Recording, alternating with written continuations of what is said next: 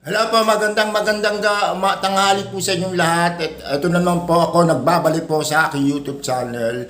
At ito naman po ang ating mga balita, sariwa-sariwa. At ito po ay tungkol sa ating etseperang gumbasa tae na walang kakwenta-kwentang ating ibinoto ng sambayan ng Pilipino na si Sara Duterte.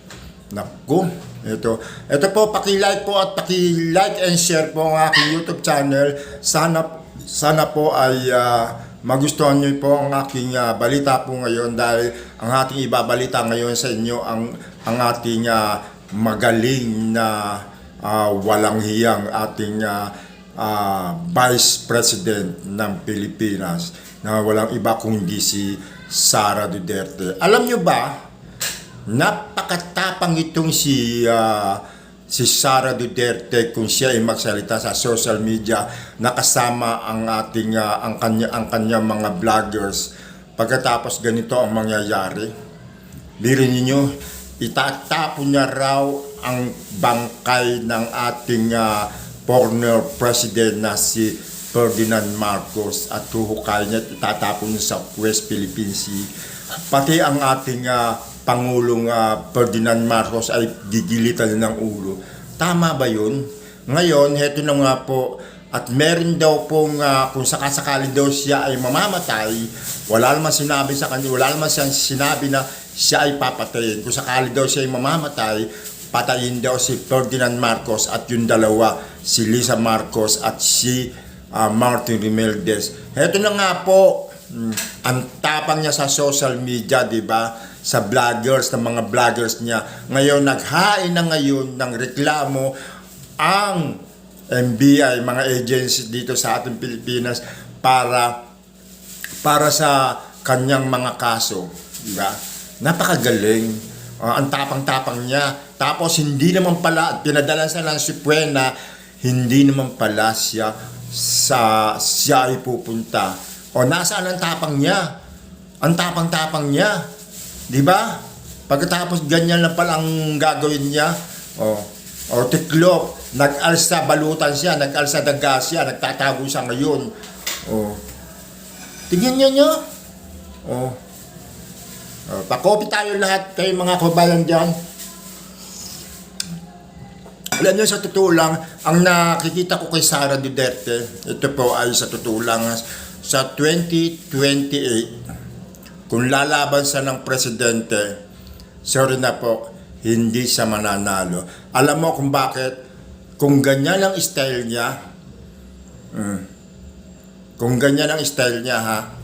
hindi maganda. Sige nga, saan ka nakakita ng presidente ng ganyan na mapaghimok,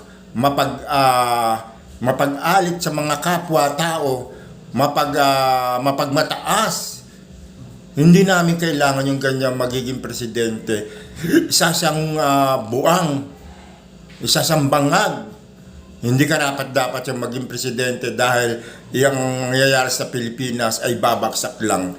Huwag na lang. Baka doon pa matuloy ang ma-impeach pa siya doon.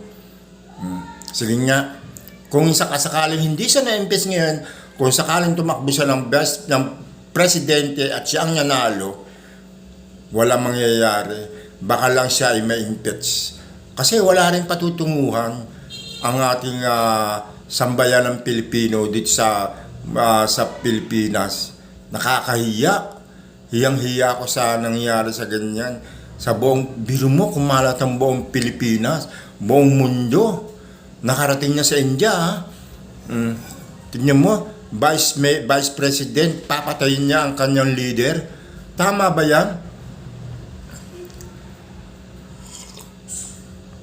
Masarap ng kopi. Buti nilang kamo, matalino ng ating presidente. Hamon na sila. Hamon sila ng huwag nang itigilan na investment na yan. Yan ang sabi ng ating Pangulong Ferdinand Marcos. Bakit kamo?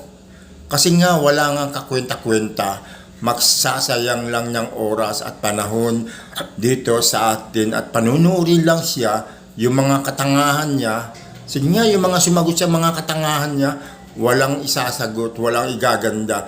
Mas tama yung sinabi ni Ferdinand Marcos, yung ating presidente, mas maganda pang pagtuunan natin ang ikaunlad ng ating Pilipinas kaysa diyan sa investment na yan. Kasi walang kakwenta-kwenta nga naman yung ating Vice President. Kung iyan ang ipaglalaban natin, kung matanggal man, okay lang yun. Basta siya, maging matalino siya, bahala na sila, basta siya yung sinabi niya na hindi na kailangan mag-impeach si Sara Duterte. Kasi wala namang kawalan. Sayang lang ang panahon na iugugulgol sa kanya.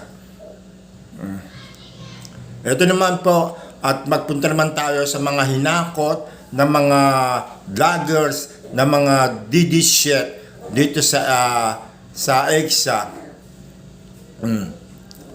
Wala po, nag-uwian na ang mga tao dahil nagugutom na sila. Naghakot lang sila tapos ganyan ang mangyayari. Hindi naman kapanipaniwala. Tsaka sawa na ang taong bayan sa mga ganyan na rally na mga didiship. Kaya wala ko talagang patutunguhan. Anyway, maraming salamat po. Paki-like and share po ang aking YouTube channel. Sana po ay subscribe po ang aking YouTube channel. I am Purikit. Ito na po. Maraming po salamat sa inyo. Paki-shoutout na lang po sa inyo lahat sa akin dyan sa YouTube channel. Maraming salamat po. Bye-bye.